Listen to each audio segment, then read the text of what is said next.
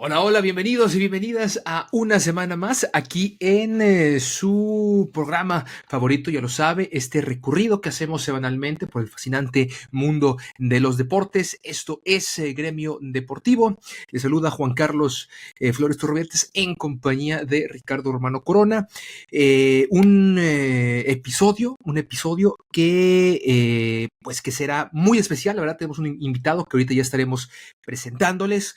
Estamos muy contentos y muy honrados de que haya aceptado la invitación a venir en este programa. Primero, antes de presentarlo, Ricardo, pues te doy la bienvenida aquí en este episodio que será también un programa especial previo a la cobertura de los Juegos Olímpicos, un análisis previo, una breve introducción para que usted esté bien enterado de lo que estará aconteciendo desde la Ciudad de la Luz, desde París, Francia. Ricardo, ¿cómo estás? Te saludo con mucho gusto.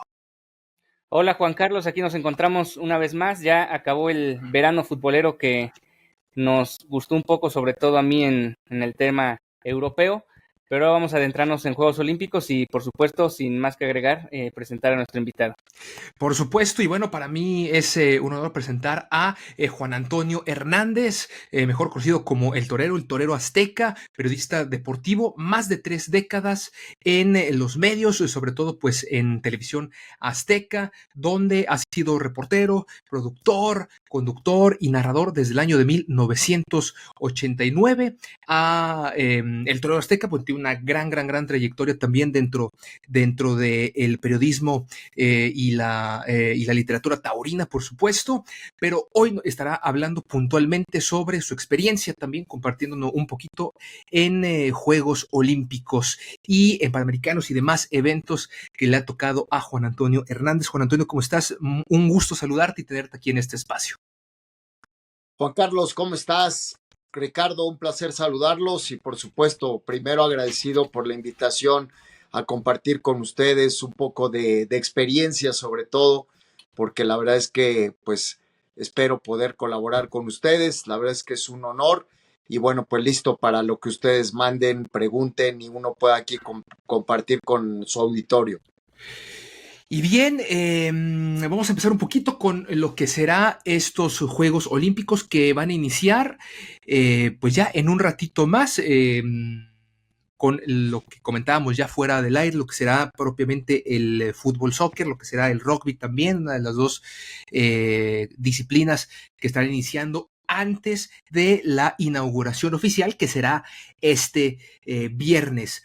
Hay que tener también pues tener en cuenta, ¿no? Que estos Juegos en París es la tercera vez que esta ciudad tenga Juegos Olímpicos en su historia. La primera fue en 1924 y justamente 100 años después vuelve a París, a Francia, los Juegos Olímpicos, mi estimado Ricardo.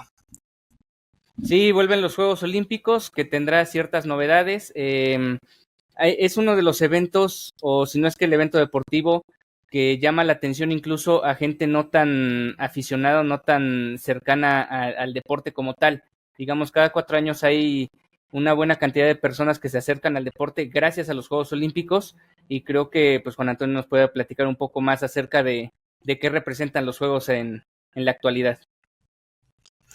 Así es, bueno, pues comenzamos el tema y lo que yo les podría decir primero como una introducción a lo que está pasando y estará por pasar en París es que en lo que yo he vivido, lo que yo he tenido oportunidad desde los Juegos Olímpicos de Barcelona 1992, ya como profesional de la comunicación, pues son los Juegos Olímpicos por mucho más frívolos de lo que me ha tocado vivir y yo creo que de la historia. Ustedes ven que muy poco ambiente, muy poca atmósfera se respira, no solamente en nuestro país, en nuestras grandes ciudades, en nuestros medios, sino creo que a nivel global.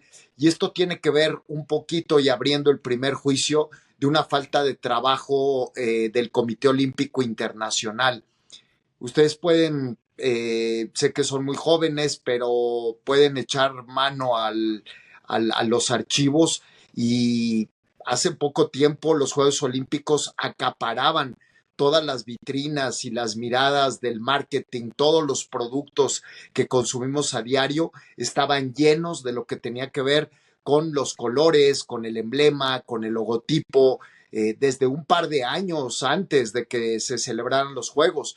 Y hoy podemos salir a la calle y de verdad no siento un ambiente olímpico, ustedes lo han dicho, estamos a poco menos de 20 horas de que inicie la primera competencia y a un par de días de que se inauguren los Juegos Olímpicos, y yo no veo ni siquiera al público volcado en los mismos Juegos.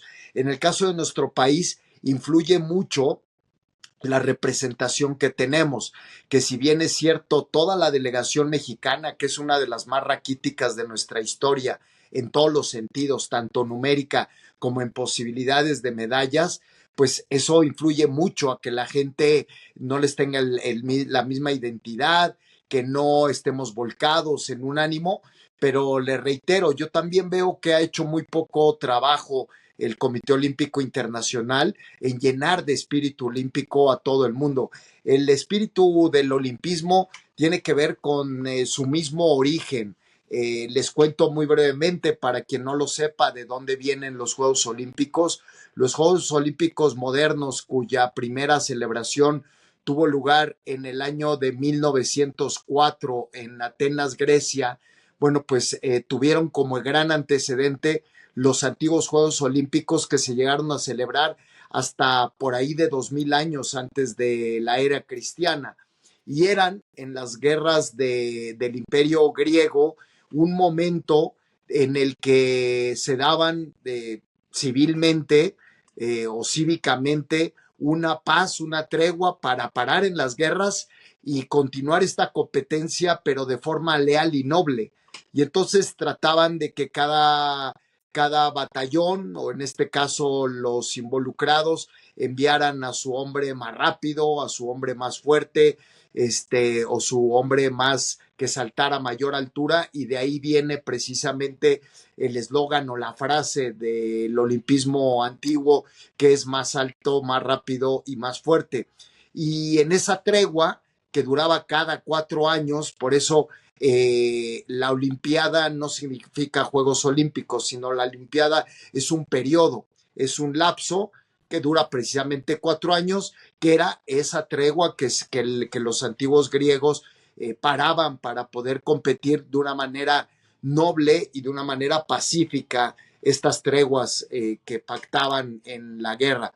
Y luego, desde que aparecieron, ya les digo, en 1904 los Juegos Olímpicos modernos, creado el olimpismo por el barón Pierre de Coubertin, curiosamente francés, y digo curiosa porque hoy estamos centrados en Francia, pues ha habido un gran espíritu olímpico que a través del deporte y de la competitividad trataba de tener que el mundo tuviera esa tregua antigua de 4000 años antes, que la tuviéramos en la época moderna, donde todo el mundo fuéramos uno solo, que volteáramos a una hermandad, a una espiritualidad humana de convivencia, de sana convivencia, de sana competición.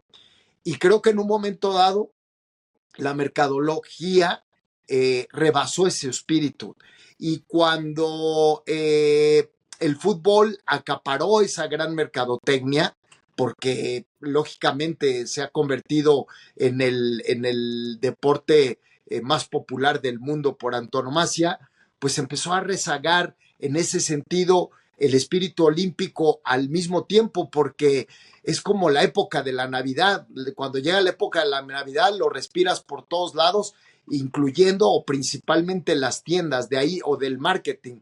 De ahí te viene el respirar una época navideña. Asimismo, cada 4 años, el espíritu del olimpismo.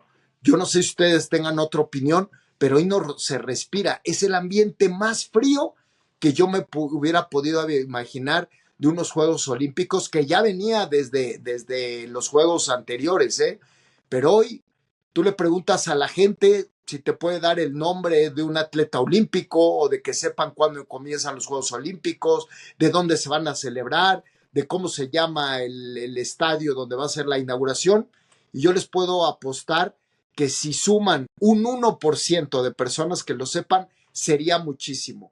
Y luego otro dato, por ejemplo, hoy la noticia, o a últimas fechas, la noticia sobre los Juegos Olímpicos de París es cómo las protestas de la gente han provocado una contaminación en el río Sena para que los mismos Juegos no se puedan celebrar.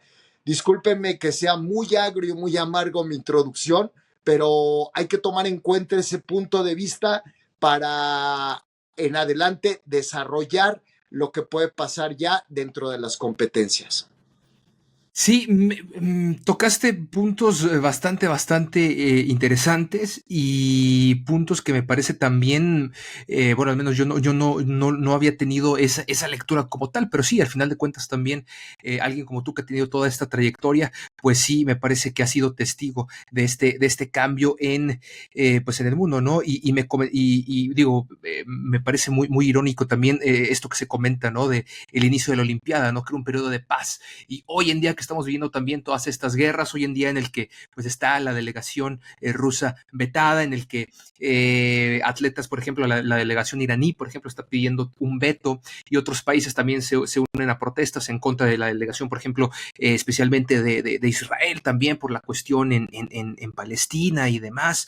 Creo que también, o no sé qué piensas tú, Juan Antonio, también todo esto mancha un poquito y crea una sombra dentro del mismo Comité Olímpico por una cuestión también, creo yo, de geopolítica que juega mucho en estos, que ha jugado y que seguirá jugando en estos Juegos Olímpicos. Sí, totalmente, pero es parte de, o sea, las circunstancias políticas, sociales cada 4 años, pues están involucradas, ¿no? En su momento el racismo, en su momento en nuestro mismo país, todas las incidencias que había de protestas. Fíjate, el 2 de octubre del 68 es la no siempre bien recordada matanza de Tlatelolco. 10 días después, se estaban inaugurando nuestros Juegos Olímpicos y precisamente nada es casual. O sea, el gobierno en aquel entonces, en el 68, trató de ocultar toda evidencia y tengo el enorme privilegio que le rayaría hasta en bendición de trabajar con uno de los exatletas más importantes de nuestro país, don Luis Niño de Rivera, que él participó en los Juegos Olímpicos de México 68 y sus últimos Juegos Olímpicos fueron los de 1972 en Tokio. Y yo le he preguntado, oiga, don Luis, y en el 68, ¿cómo vivieron ustedes 10 días antes el conflicto de Tlatelolco y de todas las manifestaciones, las marchas de los estudiantes que había por las calles? Y me dice, es que el gobierno todo lo ocultaba. Y él me cuenta que estaban precisamente recluidos en el Comité Olímpico Mexicano, que estaba y está todavía en conscripto, muy cerca del hipódromo. Y entonces, unos días antes, una semana antes del inicio de los Juegos Olímpicos, ya los trasladaron a toda la delegación a hospedarse a la Villa Olímpica, la Villa de Atletas, que hoy es una unidad habitacional que por ello se llama Villa Olímpica, que está ahí cerca de Perisur. Y entonces me dice que los transportaron toda la avenida Insurgentes, todavía no existía del todo el trazado del periférico porque ese se concluyó para el Mundial de México 70. Entonces a ellos en Conscripto y todas estas calles, Reforma, Insurgentes, los trasladaron en un autobús. Y él me dice que volteaban a la calle y veían protestas, veía que pasaban tanques de guerra, veían todo raro, pero no tenían acceso a ver la televisión, mucho menos a ver las noticias en periódico, estaban totalmente ocultos. Y finalmente, cuando los llevan el día 12 de octubre, día de la inauguración, hasta el estadio de CU, los transportan y dice que era un silencio sepulcral. Y luego ya cuando les toca desfilar, que estaban todas las delegaciones formadas ahí en lo que hoy es Ciudad Universitaria para poder ir entrando por la puerta de Maratón a dar la vuelta al Estadio Olímpico, pues ya se iba percibiendo un gran ambiente de ánimo y de olimpismo, ¿no? Que finalmente es un significado. Entonces, con esto quiero y perdón por lo largo del relato, decirles que estos conflictos siempre se han dado y se agudizan un poco en los Juegos Olímpicos porque viene una gran ventana para poderse manifestar a nivel global.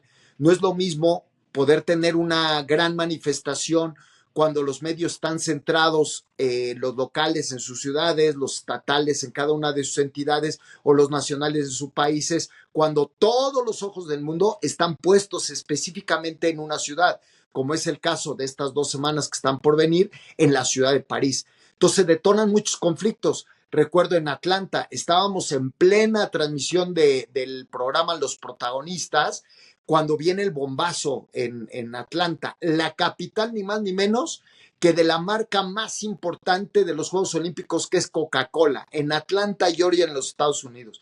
Ese bombazo no fue en vano, y además el bombazo fue dentro de entre la villa de atletas, el centro de televisión, en fin, fue en un lugar muy concurrido mediáticamente. Entonces, todos los conflictos en esta época se agudizan y tratan de ganar reflectores a propósito, pero incluso hoy no siento que siquiera eso esté pasando en París. Veo unos Juegos Olímpicos de un ambiente sumamente gris. Yo, antaño, en estos días, ya llevábamos 2 semanas trabajando en el lugar de los hechos. Hoy, mi propia televisora no tuvo ni siquiera el menor interés porque pudiéramos tener una cobertura de Olímpicos, porque no hay el interés ni público, ni de auditorio, que quiere decir audiencia, ni de patrocinadores.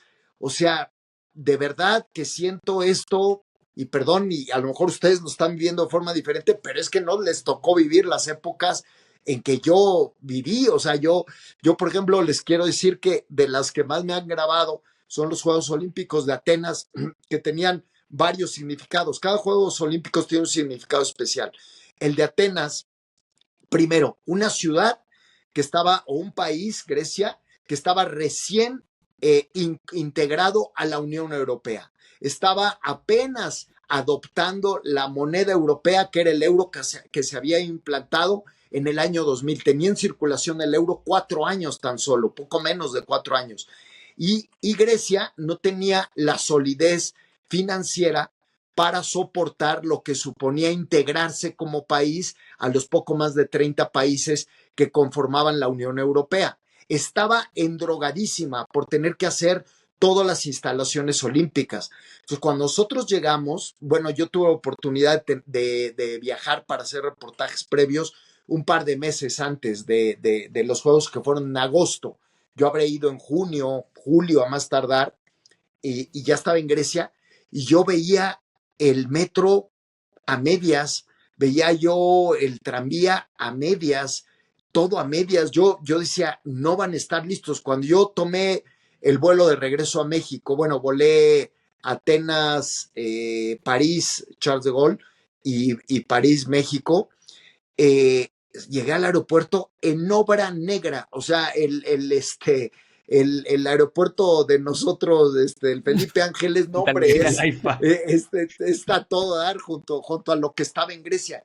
Yo le decía, iba con un camarógrafo y Mercedes García Osejo, que era la que hacía las cápsulas olímpicas de cultura, y decíamos, no va a haber juegos, no va a haber juegos. En los juegos, si no mal recuerdo, se inauguraron por ahí del 8 de agosto del 2004, y hemos de haber llegado a Atenas a finales de julio, por estos días. Y llegamos y había tabla roca, había albañiles trabajando en el aeropuerto, y como un par de días antes, porque además veníamos del conflicto de las Torres Gemelas, entonces no confiaban los Estados Unidos en la seguridad ni para su medio, que era el más importante, la NBC, ni su delegación olímpica, que sobra decir que es la más numerosa, no confiaban en la seguridad de Grecia, y enviaron a todo el ejército norteamericano a hacerse cargo de la seguridad. Había helicópteros norteamericanos, a ese grado era.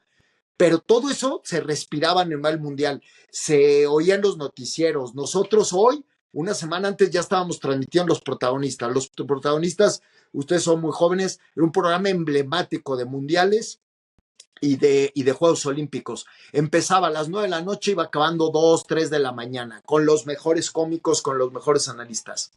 Hoy eso no existe. No existe ni en México, no existe en ninguna parte del mundo. Yo de repente le pongo al NBC, CNN, nada. O sea, veo todo muerto, los periódicos. Hoy he visto las portadas internacionales y todos hablan de quién va a quedar como el candidato opcional en los Estados Unidos. La segunda nota, alguna otra, pero no existen los Juegos Olímpicos en primera plana, no existen en ningún periódico. En los periódicos ya venía en la cuenta regresiva. Faltan 30 días, faltan 100, faltan 120, diario en los periódicos, los noticieros. Nada, no hay nada. Los medios ya casi no tienen enviados. En fin, les quiero hacer un poco la radiografía para poner en contexto real de lo que debe significar el olimpismo y de lo gris desde mi punto de vista que están siendo tristemente, yo que soy un fanático y un enamorado del deporte y sobre todo del deporte amateur, de esta edición de los Juegos Olímpicos. No se trabajó bien, no se trabajó en la promoción. Díganle a un niño que dibuje el logotipo y pues yo les puedo decir que es la Torre Eiffel, pero no les podría decir y me dedico a esto, Y yo otrora les podría decir el nombre de la mascota, les podría decir el logotipo, los colores, no sé, siento todo esto muy dormido. Y luego, si le añadimos que nuestra delegación hoy, Ana Gabriela Guevara se aventó la puntada de que vamos a conseguir 10 medallas, yo no veo ni por dónde. Sport Illustrated sacó su lista de probabilidades y a México lo pone con una probabilidad, si no estoy mal, la leí en la mañana, de 6 medallas. 5 medallas. Y ya está, y ya nos está echando la mano Sport Illustrated, Pero si ustedes me apuran, veo las de tiro con arco, que ha sido mi especialidad, pues por ahí una de plata, una de bronce, si nos va muy bien la de oro, clavados los chinos no hay por dónde, a lo mejor por ahí en Taekwondo, pero veo la cosa muy pobre y un gran esfuerzo de los atletas porque la peor administración que ha habido para el deporte olímpico ha sido la que estamos viviendo en la actualidad. Curiosamente, con una exatleta olímpica que es Ana Gabriela Guevara y la verdad es muy triste. Y yo te quisiera preguntar, digo, ya que tocamos el tema de la delegación mexicana, del tema, pues, de nuestro país, porque también ya tocaste el tema. Digo, es algo que también hacemos en este espacio, también hablar sobre incluso los mismos medios, dar una opinión. Ya hablaste de lo que será Azteca, que no tiene los derechos de transmisión de los Juegos Olímpicos. La única a nivel nacional que lo tendrá será Televisa. Y Claro Sports, quien tiene los derechos de la cobertura total, que por un lado, pues se agradece un poco, no sé qué piensas tú de Claro Sports puntualmente, que ha llevado pues prácticamente la cobertura total, que a través de acceso a internet con estas nuevas tecnologías, pues ha abierto, ¿no? Pero más allá de lo que tú comentas también, la cuestión del marketing, lo que ha hecho también para atraer a nuevas audiencias y demás, me parece que ahí sí ha quedado bastante de ver Claro Sports y pues Televisa que ha estado tratando de reinventarse día a día, pues hoy nuevamente tiene la posibilidad de llevar en televisión abierta a través del canal 9, si no mal recuerdo, y lo que va a ser también canal 5, la transmisión de bastantes competencias, pero yo también veo que hoy me tocaron algunas que yo recuerdo muy de niño que tú comentabas, los protagonistas, una competencia que había por atraer rating con los mejores cómicos en el caso del Wiri y de Broso también, que llegó incluso a estar en Imevisión y en Azteca. Pero tú ahora, ¿cómo ves también qué es lo que no hemos hecho nosotros como medios, como periodistas, para tratar de darle la relevancia que debe de haber y también, pues digo, coincido y en este programa también lo hemos mencionado Ricardo y yo, esta administración, esta famosa 4T, que si en algo ha quedado de ver, de muchas cosas que ha quedado de ver, es en la cuestión de los deportes, sobre todo con Ana Gabriela Guevara, que lo has mencionado, pues una exatleta, y cuáles han sido, o cuál ha sido la última delegación o el último encargado de la CONADE, por ahí que yo pueda recordar, pues a lo mejor Bernardo de la Garza, no sé, tal vez, ¿qué nos puedes mencionar al respecto de estos temas? Yo comparto contigo que Bernardo de la Garza ha sido el mejor directivo en ese sentido que hemos tenido en la historia. Bueno, a lo mejor, bueno, al menos en la historia que yo he vivido del olimpismo fuera de nuestro país, porque la mejor, sin lugar a dudas, ha sido la México 68, porque estábamos obligados, imagínate, éramos anfitriones. Y un país, un México que estaba en su máximo apogeo, ¿no? Los años 60, veníamos de los 50, de tener la época de oro del cine mexicano, de el teatro, de la música. Era un país que estaba en otro nivel. Pero quitando esas, Bernardo de la Garza, la verdad es que un gran papel. De hecho, tú lo ves, yo lo sigo en X, y está más pendiente él que la propia Ana Gabriela Guevara de lo que está aconteciendo con nuestra delegación. Es algo increíble e inaudito. De lo que se quejó toda su vida Ana Gabriela Guevara ha sido precisamente su logotipo, su eslogan de cómo actuó ya como directiva, de todo lo que se quejó, y es más, creo que hasta de manera aguda. Tocaste varios temas y empecé tocando lo de Bernardo de la Garza para no dejarlo escapar, estando de acuerdo contigo. Pero comienzo con el tema esta de la cobertura que decías y lo de Claro Sports. México, en ese sentido mediático y de derechos, se corrompió bastante porque en la época que a mí me tocó vivir, había una gran competencia, no solamente por ver quién hacía la mejor cobertura de los Juegos Olímpicos, y se hacían con los dos canales de televisión más poderosos de nuestro país, el 13, hoy llamado Azteca 1, y el 2. Tú acabas de mencionar el 9. El 9 no tiene ni siquiera cobertura total nacional. El 5, algunas entidades no se verá. Hay dos canales o tres por antonomasia de cobertura total nacional, que son el Azteca 1, el 2 y el Canal 7. De ahí en fuera, los demás, total cobertura no la hay.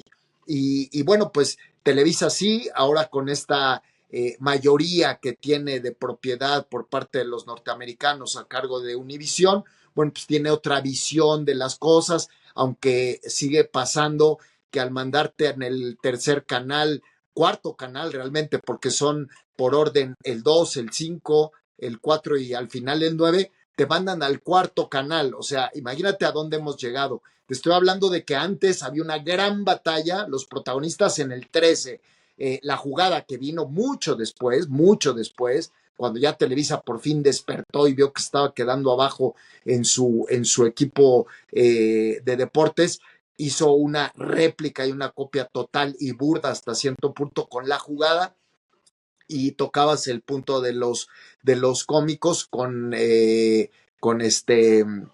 Bustamante. No, con Eugenio Derbez.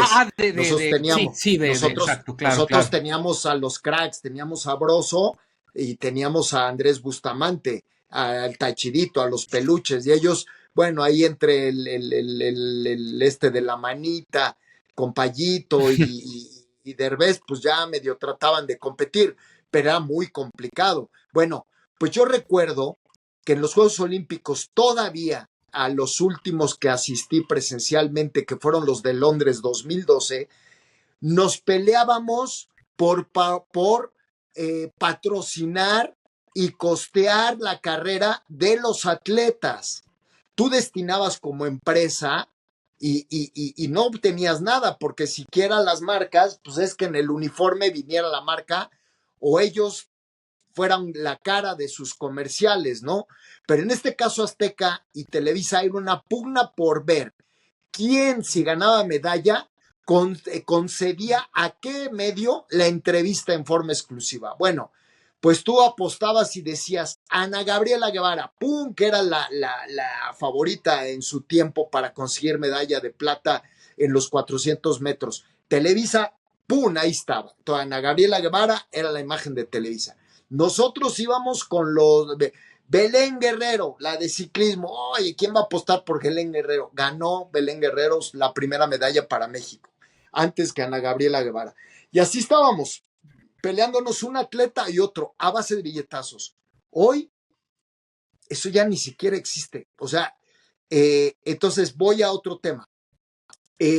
Cuando se viene la licitación de los derechos de los Juegos Olímpicos, Grupo Carso estaba tratando de obtener la licencia para tener finalmente un canal de televisión abierto.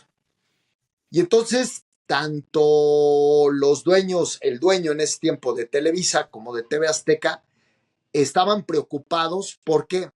Porque los medios de comunicación, especialmente la televisión abierta a nivel nacional, te da poder.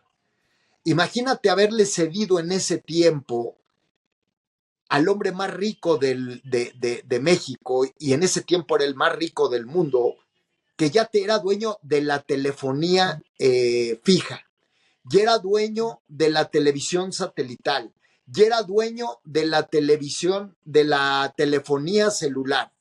Otorgarle un canal de televisión era otorgarle el país. El país completo. Ya iba a tener el dominio de la opinión pública y el dominio de las telecomunicaciones. Y qué decir de otras propiedades que el señor lícitamente tiene, pero se opusieron y se trabajó arduamente para que esa concesión no se diera. Y no solamente Televisa y Azteca consiguieron estar repeliendo que no se otorgara esa concesión, sino los canales pequeños, Multivisión, que todavía por ahí tenía cierto poder, y algunos otros pequeños, ¿no? El 40, que era independiente, se llamaba CNI 40, en fin, los periódicos, empezaban un poco los canales satelitales, los canales del Estado, todo el mundo se opuso, y tal fue la presión para el gobierno que no le concedieron a Grupo Carso el permiso para tener un canal de televisión abierta. No se lo dieron. Y bueno, pues con ese dolo crearon un canal streaming que es Uno TV, cuyo gran fortaleza, pero fortaleza a través de la telefonía celular y la concesión de Wi-Fi y todas estas plataformas que las tiene, las maneja ese grupo poderosamente, pues clavaron por ahí el Claro Video, que no es ni el 1% de la audiencia total de los 100 millones de cable hogares que tenemos en el país. No, no existe, vamos, realmente. Pues a base de concurso, compran hace tres periodos olímpicos, o hace tres Juegos Olímpicos, Río de Janeiro, los derechos de transmisión exclusiva. Ah, caray, pero ¿cómo si no tienes un canal? ¿Dónde los vas a pasar? Pero ya son míos. Fue como una venganza a los medios, ¿no? Porque antes Televisa y TV Azteca los compartían, ¿no? No los pugnaban, los compartían los derechos. Y tú ibas al centro de televisión de las respectivas sedes olímpicas y veías a Televisa siendo una de las más grandes, de los más grandes estudios del mundo, ¿eh? Primero era la NBC, luego por ahí la BBC de Londres o Globo Televisión de Brasil, y luego Televisa y TV Azteca, a ese grado se apostaba muy fuerte por esos juegos, se volcaban los medios. Entonces, Claro Video acapara los derechos y deja a Televisa y a TV Azteca sin los Juegos Olímpicos de Río. Se los acapara, pero de paso deja sin Juegos Olímpicos a la teleaudiencia mexicana. ¿Por qué? Porque nadie tiene acceso a Claro Video y los compra por X cantidad de años. Bueno, este año, viendo que pues no es justo, porque finalmente quien paga los platos rotos no solo es el televidente, sino el deporte amateur, porque finalmente la práctica del deporte amateur hace una sociedad sana. Y para que tú te veas enamorado en practicar, en activarte físicamente, te inspiras en los atletas de alto rendimiento amateurs. Y entonces, pues al no tener esos espejos, ¿cómo provocas una sociedad activa y amante del deporte amateur? Si no los ves, si no son tus ídolos, si no están promocionados, si no sabes ni sus nombres, si no conoces ya ni las disciplinas que se practican en los Juegos Olímpicos. Eso lo privó el acaparamiento de los derechos de televisión. Y pues estamos pagando los platos rotos. Ya hoy TV Azteca no compró los derechos o parte de los derechos, porque los derechos los sigue teniendo Grupo Carso, pero parte de los derechos ya no los compró porque ya no hay audiencia, porque ya no hay patrocinadores. Antes tú comprabas el pan de caja y venían las figuritas y el empaque era de Juegos Olímpicos y de un atleta y los cornflakes y la Coca-Cola y por todos lados espectaculares. Todo tenía que ver con Juegos Olímpicos. Hoy, bancos, un banco se acaparaba a un atleta, el otro banco era el otro atleta, el otro. Hoy eso ya no existe. ¿Cómo puedo yo recuperar mi inversión para transmitir Juegos Olímpicos si nadie me quiere patrocinar? Prefieren patrocinarme un concurso, un reality show, que los Juegos Olímpicos. Pues no puedo tirar el dinero así. Bueno, ¿cuál es? Eso fue el pasado, el presente, y ahora les hablo sobre qué tendría que pasar en México y en muchos países, porque México solamente es uno de los múltiples ejemplos del por qué la falta de fiebre por el olimpismo o por los Juegos Olímpicos a nivel global. ¿Qué es lo que tendría que suceder? Para poner un ejemplo palpable, hay en muchos países, pero uno muy cercano a nosotros en cultura e idioma, España. ¿Qué hizo el gobierno español? El gobierno español, al ser propietario de la cadena televisiva más fuerte de su país, que es Televisión Española, que tiene varios canales, pero a nivel nacional y abierto dos, que son la 1 y la 2. ¿Qué hizo? Dijo, todo lo que tenga que ver con una representación nacional y que utilice el nombre del país, lógico, tiene derechos nuestros y no tiene un derecho comercial. ¿A qué se refieren ellos? A atletas amateurs.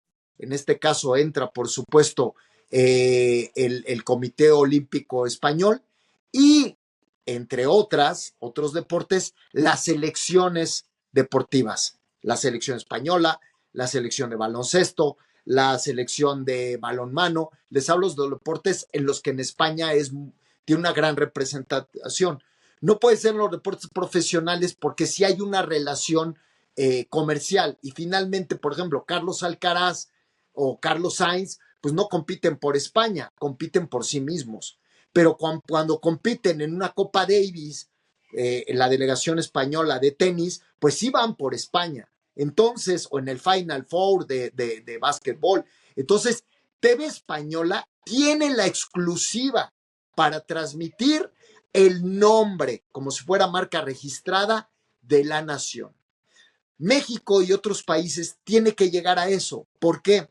Porque tú no puedes suprimir a la gente, al mexicano, a que pueda disfrutar y ser testigo de algo que es su propiedad, el sentido de pertenencia.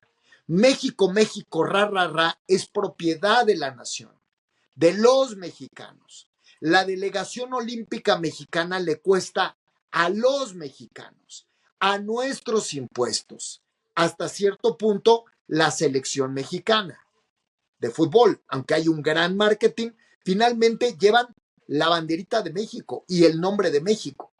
Entonces, es injusto y es, si lo ven agudamente y extremadamente, hasta anticonstitucional, que yo no pueda disfrutar de una representación que yo económicamente mantengo. Yo mantengo a los atletas olímpicos a través del pago de mis impuestos. Entonces, ¿por qué se me impide que un grupo que compró los derechos de transmisión me impida disfrutar de sus glorias o de sus competencias?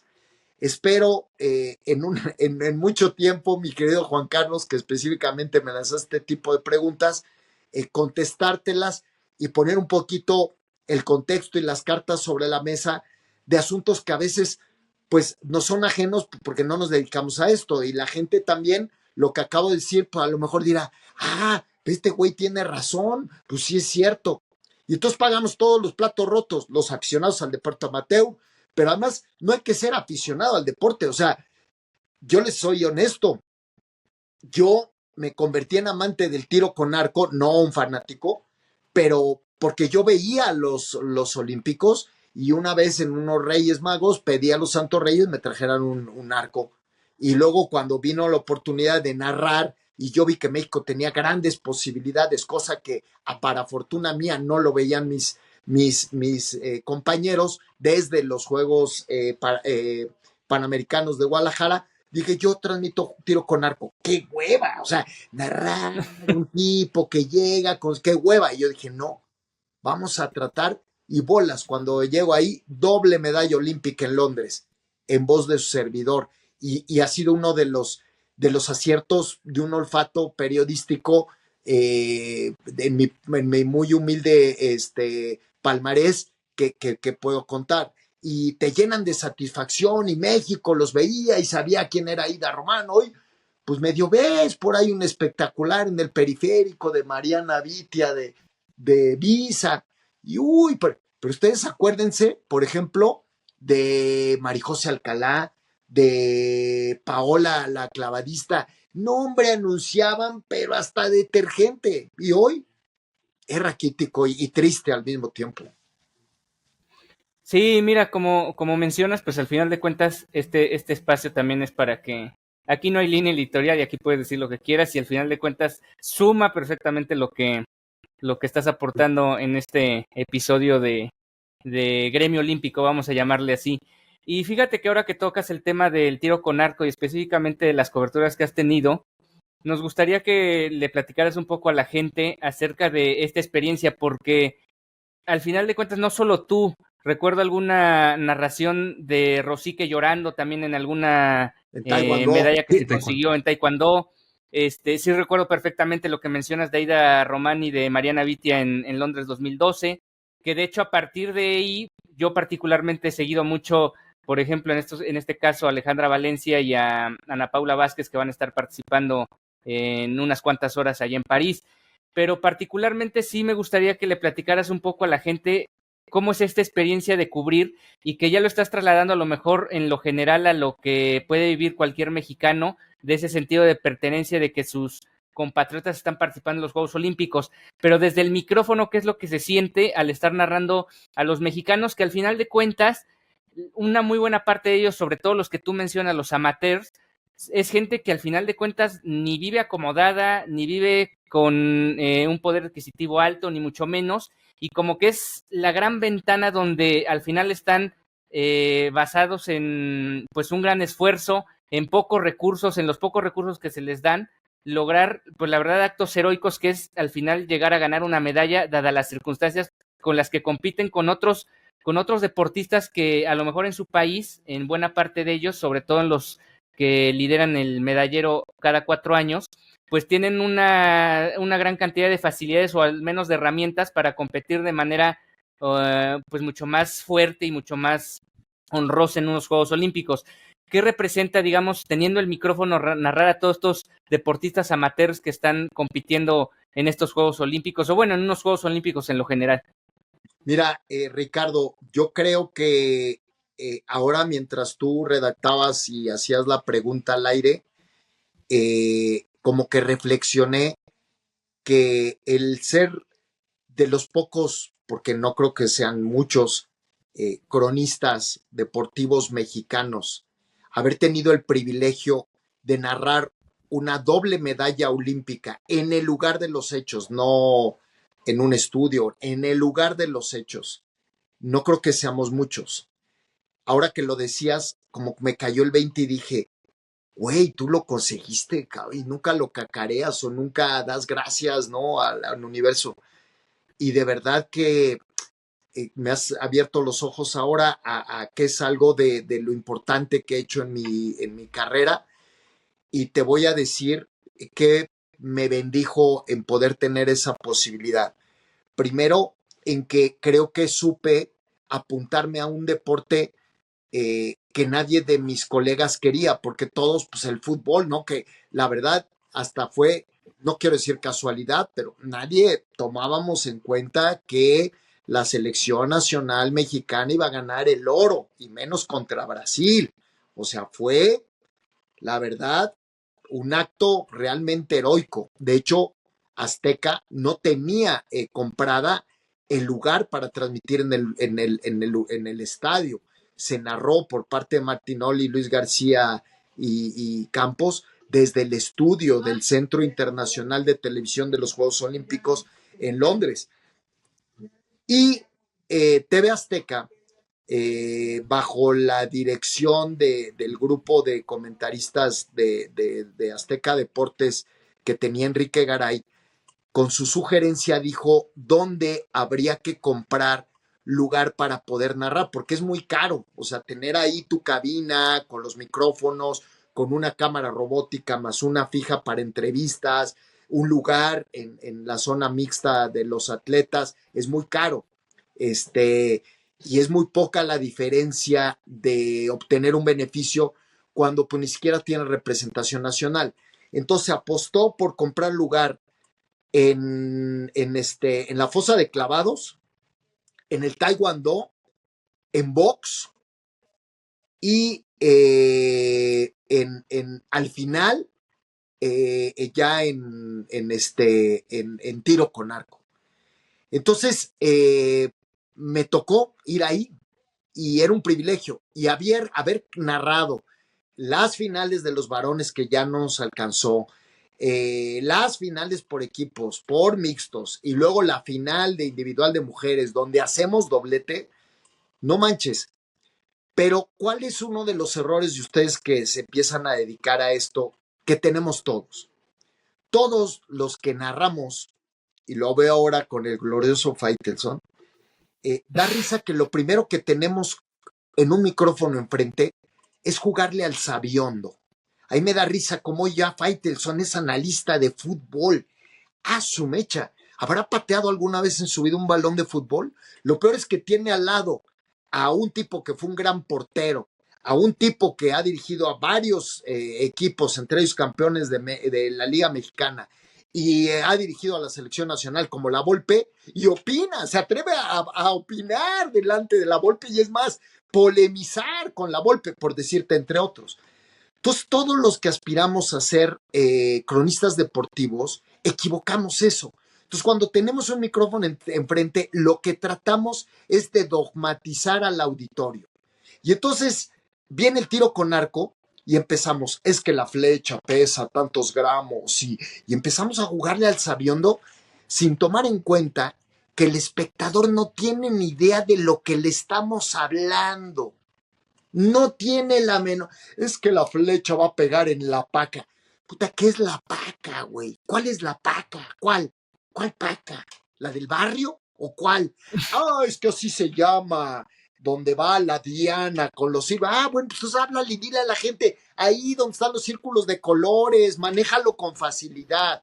Entonces yo me puse a pensar, a ver, si yo le quiero jugar al sabiondo, nada más voy a aburrir a la gente, porque es un deporte muy lento, que transita muy lenta una competencia. O sea, en cuanto suena la alarma para que un tirador tome aire, vea el objetivo, monte la flecha, recargue y suelta, ¡puf! O sea, no manches, pasa 40 segundos. ¿Qué dices en 40 segundos? ¿Te vas a poner a dogmatizar? Pues no.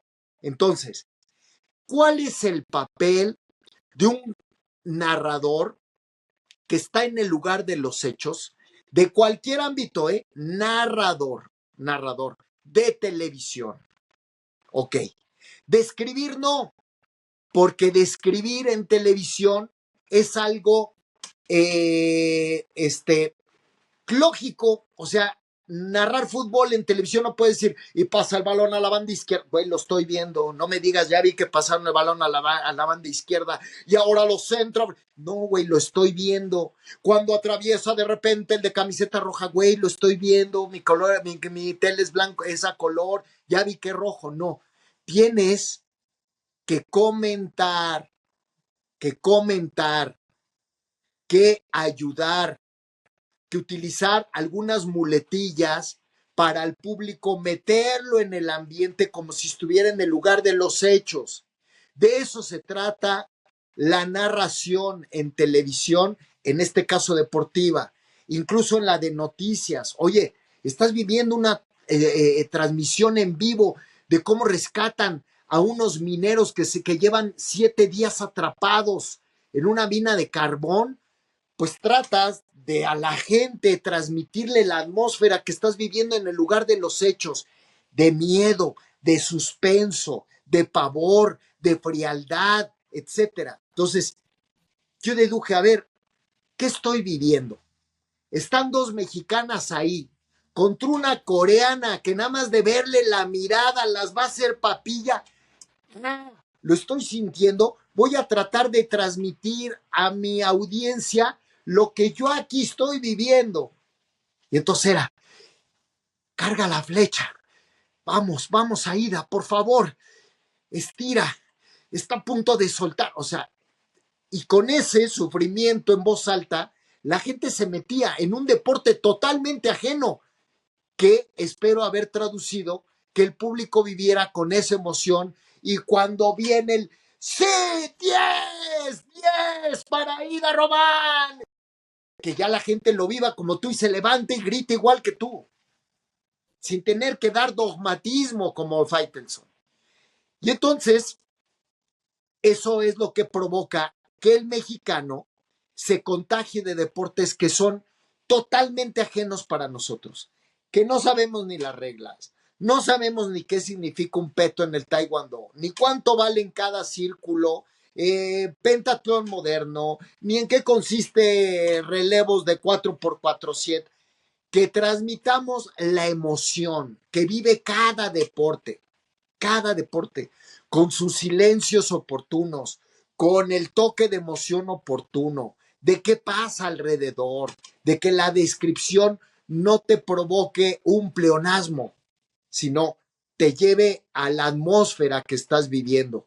Es lo que yo les puedo contar desde mi muy modesto y humilde punto de vista, que tuve el enorme privilegio, de gracias a Dios, de haber sido de los poquísimos mexicanos que han tenido la oportunidad de narrar en el lugar de los hechos una doble medalla olímpica para nuestro país. Sí, bueno, a mí algo con lo que me quedo puntualmente es justamente lo que tú nos dices, y creo que al menos a Ricardo y a mí, que vamos empezando en esto, incursionando apenas, tratando de abrirnos paso, es esta cuestión que tú comentas, Juan Antonio, de la darle esa epicidad a la narración, ¿no? Esa narrativa épica de lo que uno está viviendo. Y digo, te lo comentaba Ricardo, no me dejarás mentir, el día de ayer, de hecho, creo, si algo voy a extrañar de los clavados, de ¿no? los clavados, exactamente, ¿no? Justamente en la crónica, ¿no? En la narración, en lo que, la manera de analizarlo que tiene don Luis Niño de Rivera, que uno no sabía, yo me acuerdo de niño verlo, los clavados, en la época de Fernando Platas, y en la era 1, 2, tercer, cuarto clavado, escuchando la manera en la que explicaba, la manera en la que lo transmitía don Luis, y ya para el quinto ya entendías completamente, ya sabías, ya te emocionabas, ya estabas completamente dentro de la competencia. Entonces eso es lo que creo que también está faltando hoy en día, en general, en los medios, al menos en nuestro país, creo yo.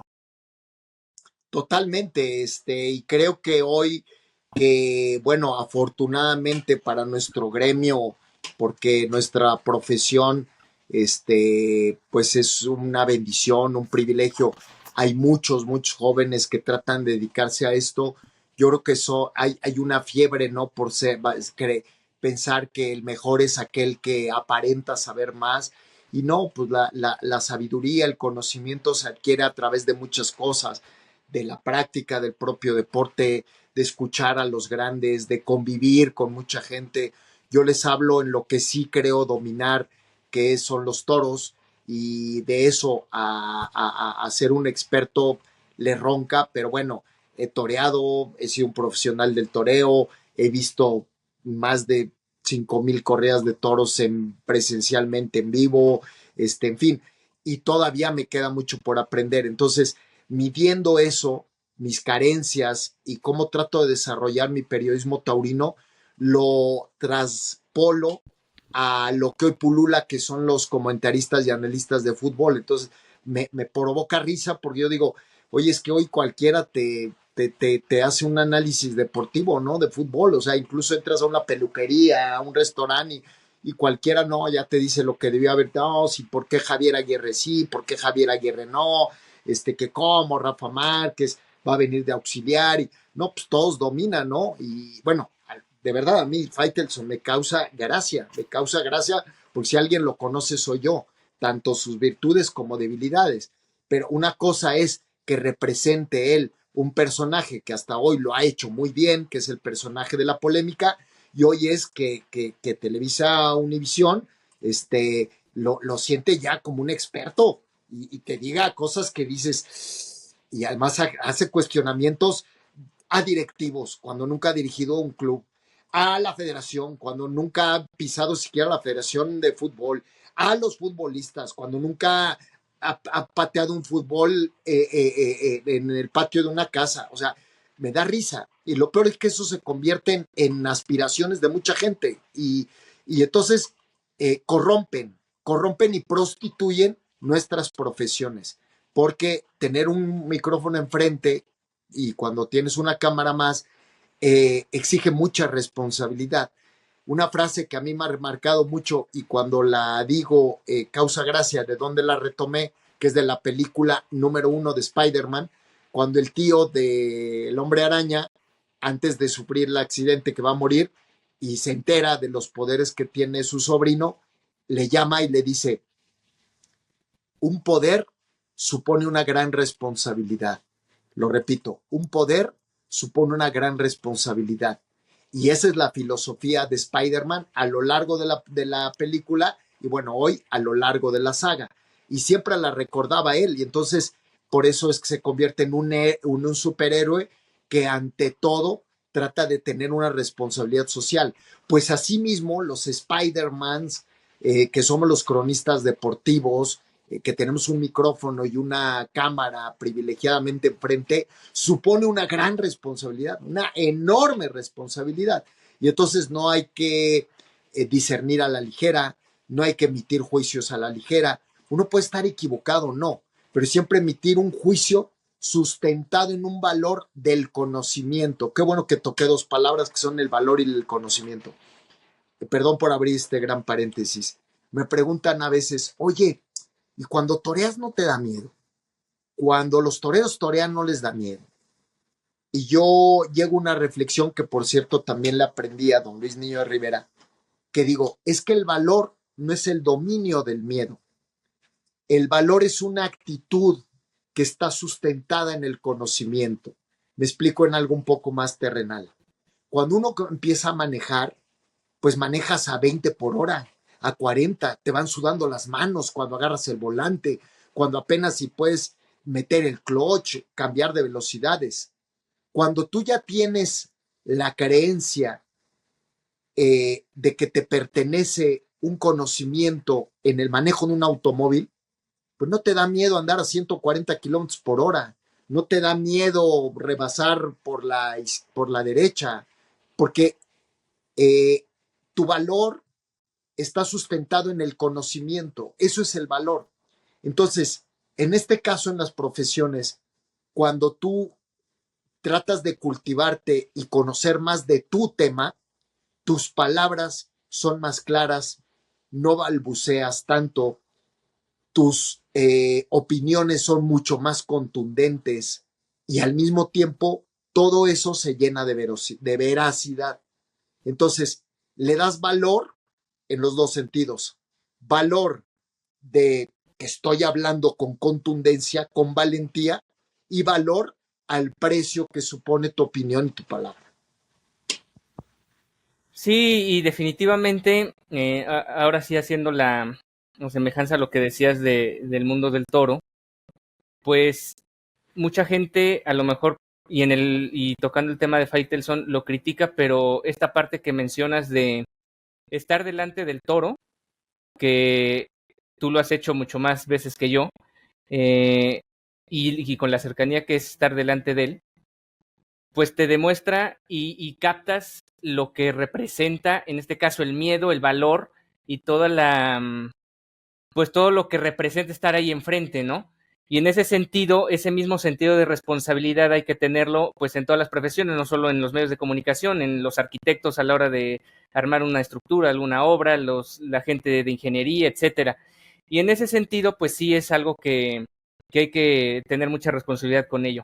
Ya para ir finalizando Sí, este episodio perdóname que te abro otro sí, paréntesis al respecto, Ricardo. son buenos sus Perdóname. paréntesis.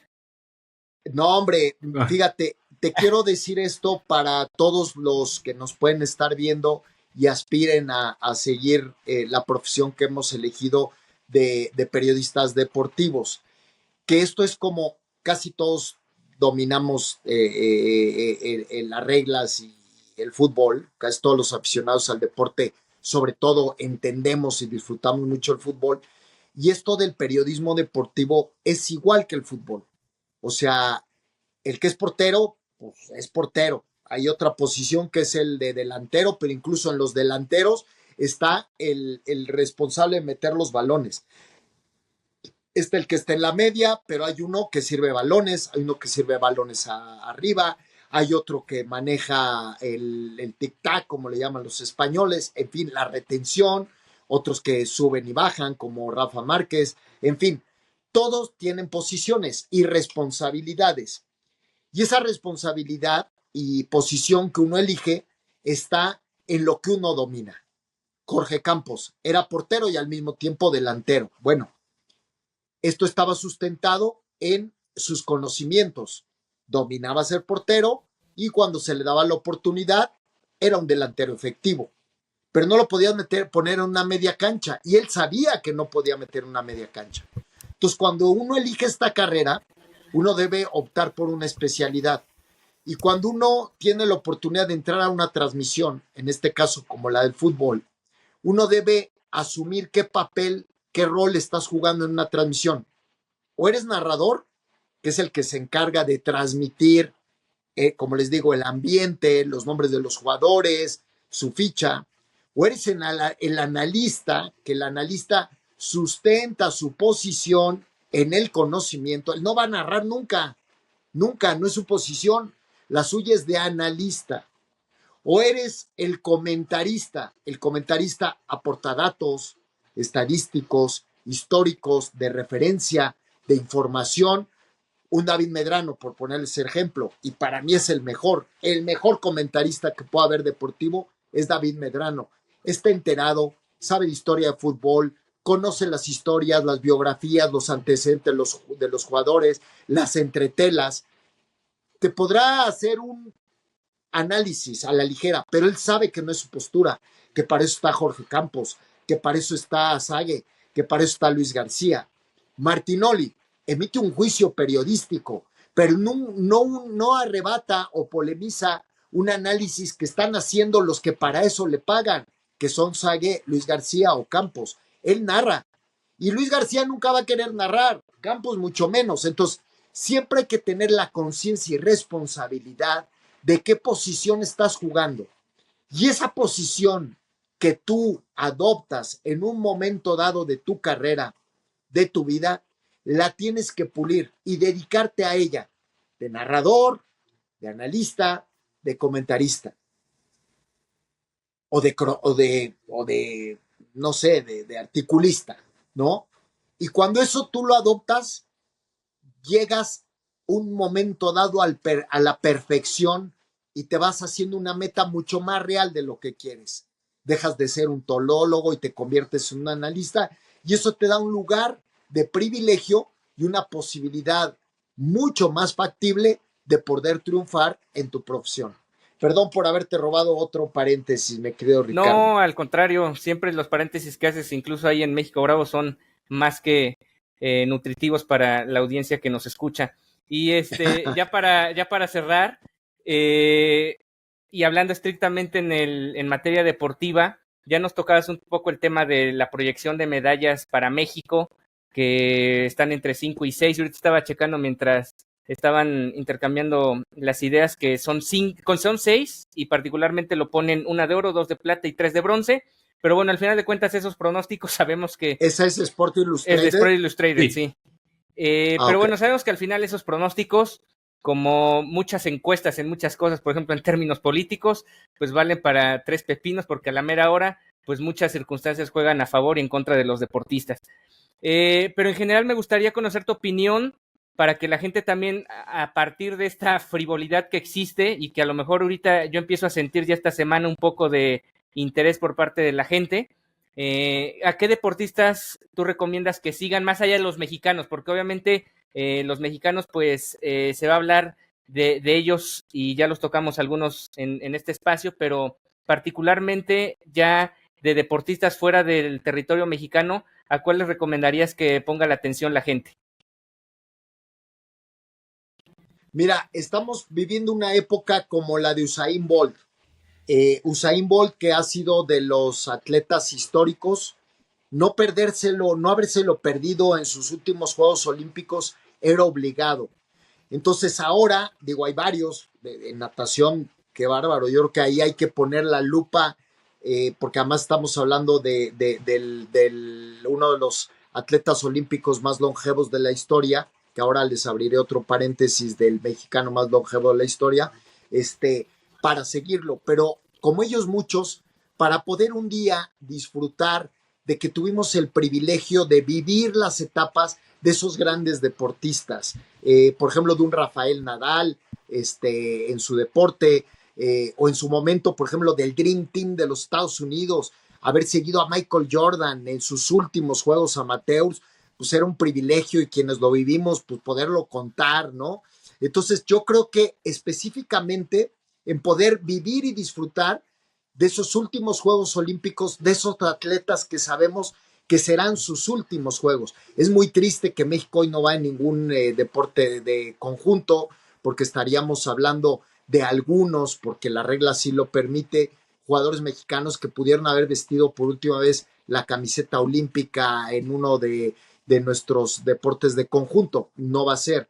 Pero yo creo que los deportes que hay que seguir, sobre todo la natación, que siempre es espectacular, se van a escribir historias fabulosas, y un deporte que siempre va cobrando nueva vida cada 4 años, y se van rompiendo récords de manera estrepitosa y admirable, pues son los propios juegos, las propias disciplinas de atletismo. No me extrañaría ver romper muchas marcas, muchos récords olímpicos o incluso mundiales en la pista de tartán, en velocidad. El atletismo, sobre todo velocidad en la pista de tartán, no hay que perderle la vista. Es donde más cantidad de récords se baten cada 4 años, repito, tanto olímpicos como mundiales, y hay que seguirlo, hay que disfrutarlo, y yo es lo que podría recomendar, que este tipo de disciplinas la podamos vivir quien tenga la oportunidad y acceso en alguna plataforma o en algún medio de hacerlo, porque es lo que hay que vivir. En la alberca también se van a romper muchos récords, tanto olímpicos como mundiales, también estoy seguro de ello. Y en clavados se dice, y tú has de saber quién es quien me lo comenta, que los chinos van a hacer cosas espectaculares, inimaginables ahora en la fosa de clavados. Sin duda, no, vienen haciendo, la delegación de China viene haciendo las cosas de manera impresionante, vienen acaparando este deporte desde el Mundial, incluso de Juegos Acuáticos y demás. Ha sido espectacular, y seguramente no decepcionarán. Y ya por último... Gimnasia artística también va a estar brutal. Sí, sin duda alguna. Y ya por último, para ti, Digo, ya supimos que Sport Illustrated dio sus medalleros y demás. Para ti, ¿cuál es el medallero? ¿Habrá alguna sorpresa? Por ahí se comenta que Estados Unidos sería la superpotencia, pero no por mucho, justamente por una delegación china que pues estaría ahí a la par y que podría incluso por ahí dar alguna sorpresa. Pero ¿qué otros, a lo mejor latinoamericanos, qué otros países o grandes potencias podrían ahí competirle? O si ves que está muy, muy dispareja ahorita, tanto China como Estados Unidos, del resto de países. Yo creo que se está repitiendo la historia de cuando la supremacía la tenían la Unión Soviética, la hoy extinta Unión Soviética y los Estados Unidos. Se batían cada 4 años, se debatían entre ellos el medallero y la pugna estaba ahí. Y luego ya, pues venían otros que competían muy fuerte, ¿no? De manera sorprendente podía ser Cuba, ¿no? Sobre todo en algunas disciplinas donde no se pensaría estarían cerca y mucho menos hablando de un país que todavía en ese tiempo estaba en el régimen, bueno, sigue, pero compartía el régimen junto con la Unión Soviética y luego por ahí algunos otros países se colaban, pero la supremacía la tenía los Estados Unidos y la Unión Soviética. Hoy esa supremacía que tuvo la extinta Unión Soviética y tomando en cuenta que Rusia no va a competir, que a pesar de ya no ser un bloque de varios países, de la mayoría de los de Europa del Este, al romperse el bloque soviético, China está tomando ese papel. Y entonces sí te puedo decir que los Estados Unidos, que para ellos los Juegos Olímpicos representan mucho más allá que un espíritu de olimpismo, sino un mostrar los colmillos al mundo de ser el poderío mundial, o sea, tiene un gran símbolo para los Estados Unidos los Juegos Olímpicos, pues tengan una gran preocupación en que los chinos esta vez pudieran hacerlos pasar un trago amargo, porque para Estados Unidos quedar en el segundo lugar del medallero es una derrota, así de agudo, porque reitero, para los Estados Unidos significa poder, y no solamente poder deportivo, sino poder. Sí, demostrar que la superpotencia, ¿no? En todos los aspectos, ¿no? Deportivo. Exactamente. Digo, estas ediciones, ¿no? De Juegos Olímpicos durante la Guerra Fría, en donde pues se intentaba demostrar contra la URSS en aquel entonces, como tú comentabas, ¿no? Era cada 4 años, pues eso, ¿no? URSS contra Estados Unidos en lo deportivo, en lo militar, en lo económico, en la carrera espacial. Bueno, ahorita creo que es China el que ha tomado ese protagonismo y pues es de lo interesante, ¿no? De las cosas que podríamos recomendar para que la gente también se contagie un poquito de este espíritu que parece que está extinto olímpico. ¿Algo más, mi estimado Ricardo, que quieras preguntar ya en la parte final? Mi estimado Juan Antonio, también que quieras comentarnos. No, pues nada. Solo les quería preguntar a ustedes, perdón Ricardo, les quería preguntar esto para que me lo puedan contestar. Si comparten conmigo o porque no han vivido por cuestión de edad la cantidad de Juegos Olímpicos que yo, si comparten conmigo la percepción de que hay una gran frialdad de espíritu olímpico. Sí, fíjate que yo sí la comparto. Si quieres comienza tú, Ricardo. Sí, yo sí la comparto porque fíjate que he escuchado, bueno, ya nos comentaste ahorita todo lo que era la rivalidad con Televisa y TV Azteca, hablando específicamente en el caso mexicano. Había una rivalidad que al final de cuentas la podemos ejemplificar o hacer un paralelismo con el deporte. Por ejemplo, la época o la trayectoria o la mayor parte de la trayectoria de Serena Williams, cuando fue número 1 del mundo en el tenis, no tenía rival y mucha gente decía qué aburrido está el tenis femenil. Y mucho pasaba porque Serena Williams dominaba completamente a cada una de sus adversarias y era difícil ver un partido atractivo entre Serena y alguien más, o al menos que fuera reñido. Y en ese sentido creo que eso está pasando, al menos en medios de comunicación se está pasando porque ahorita Televisa no tiene competencia como tal, entonces de alguna u otra manera entras en ese inconsciente donde, pues si no tengo quien me compita, entonces no hago un trabajo donde me reten a hacerlo mejor. Eso que mencionas de que se peleaban los atletas, escuchaba creo que hace como 2 o 3 años a Enrique Garay en una entrevista que le hicieron de cómo se ganó la entrevista en marcha cuando aquella vez vino la descalificación ahí en Sydney 2000 y que estaban enrabietados los de Televisa de que aquella vez Garay se ganó la exclusiva si no me equivoco, era con Bernardo Segura y se me fue el nombre del otro atleta que estaba ahí compitiendo, que después creo que descalifican a Bernardo Segura. Era Bernardo Segura, que luego lo descalificaron, pero no era en el micrófono. Enrique Garay estaba narrando la competencia, y quien estaba en el palco y quien estaba en la zona mixta era José Luis, se me estaba riendo ahora el nombre, tiene tiempo que ya no está con nosotros en Azteca, pero él tuvo lo jaló, lo agarró del brazo y ¡pum! Sí, Y sí. lo entrevistó. Pero bueno, lo que voy con esto es que esa rivalidad generaba que la gente también tomara partido por las televisoras, y a lo mejor en el fútbol todavía sigue ocurriendo. Mucha gente sigue viendo el fútbol por TV Azteca, hay gente que es, digamos, base de Televisa y sigue viendo el fútbol en Televisa, pero en el deporte olímpico como tal, pues ya no tenemos esa rivalidad desde hace mucho tiempo.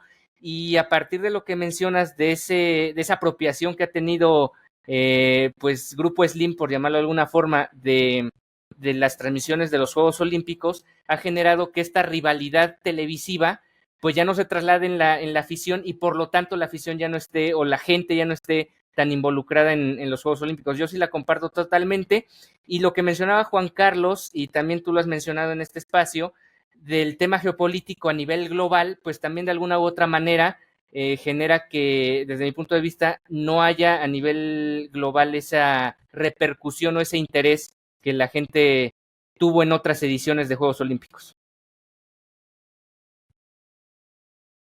¿Tú qué opinas, Juan Carlos? Sí, bueno, yo lo que he notado de un tiempo para acá, tanto en Juegos Olímpicos, sobre todo del 2012 para acá, que es las ediciones que más yo recuerdo, sí ha habido un desdibujamiento en los medios mexicanos en general, sobre todo porque también, digo, el mes olímpico, o sea, desde, sí, un mes antes, un mes después, o 15 días antes, 15 días después, ya veías todos los equipos de transmisión, no nada más de deporte, sino noticiarios, todos los noticiarios se trasladaban a la sede, ¿no? Estaban en Londres, estaban en Atenas, y transmitían todos los noticiarios, y era la cobertura total del evento. Eso sí, definitivamente se ha perdido totalmente, y me quedo con esta parte también, en mi caso, que yo prácticamente vengo llegando después de una estancia de 2 años en Canadá, una estancia académica, que me tocó ver, me ha tocado ver y me ha tocado vivir lo que ha sido estos últimos juegos de invierno, sobre todo, y competencias también de panamericanos y demás, que pude ver, que es lo que tú comentabas, que es lo que hace, que es lo mismo que hace, muy parecido a lo que hace España en el caso de las transmisiones de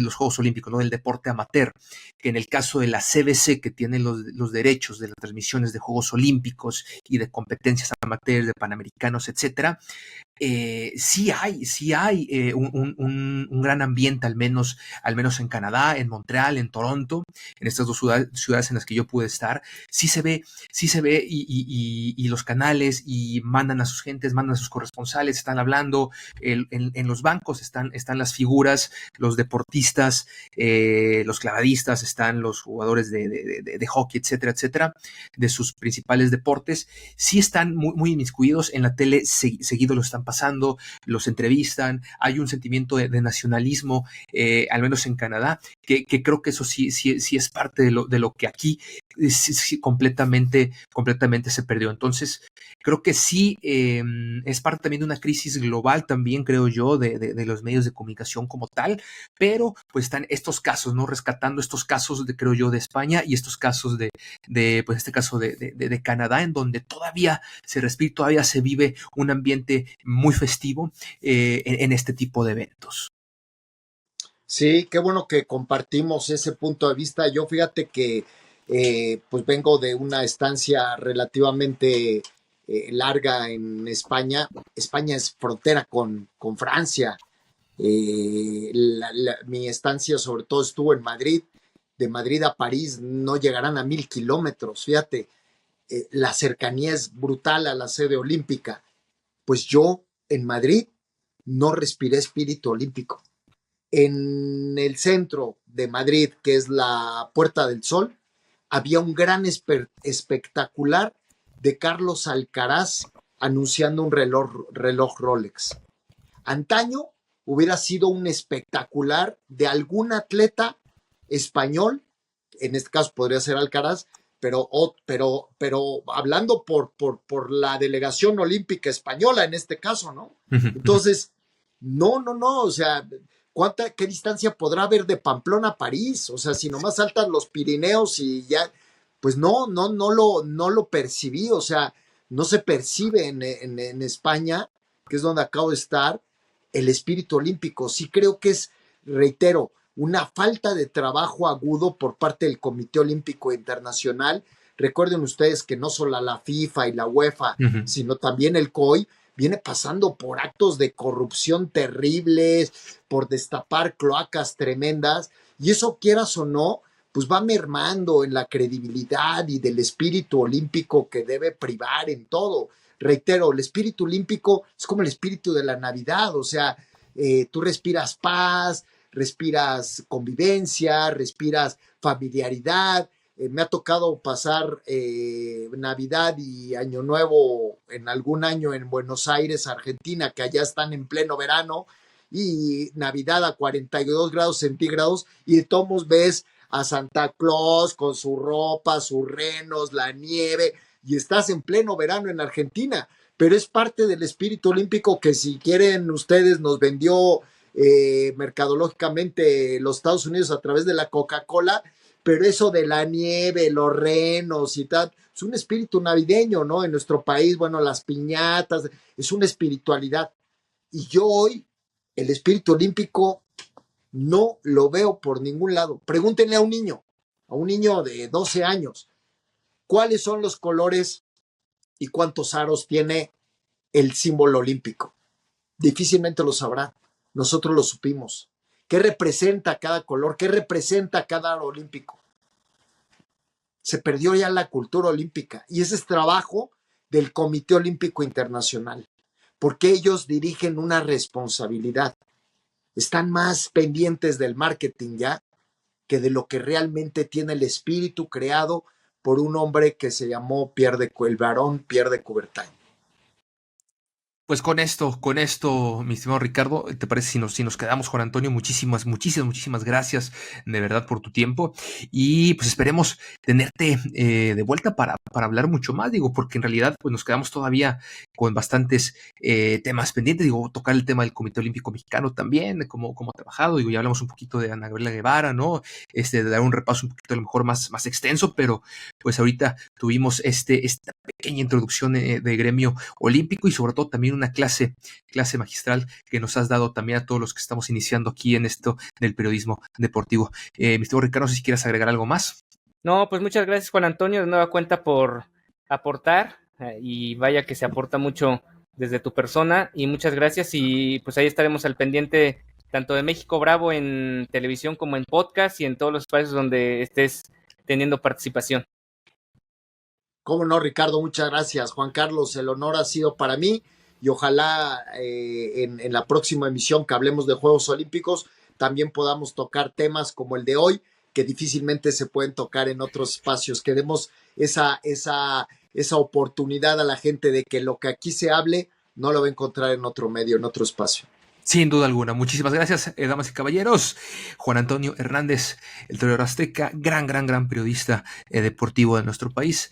A nombre de Ricardo Romano, Juan Carlos Flores, les decimos muchísimas gracias, y hasta la próxima aquí en Gremio Deportivo.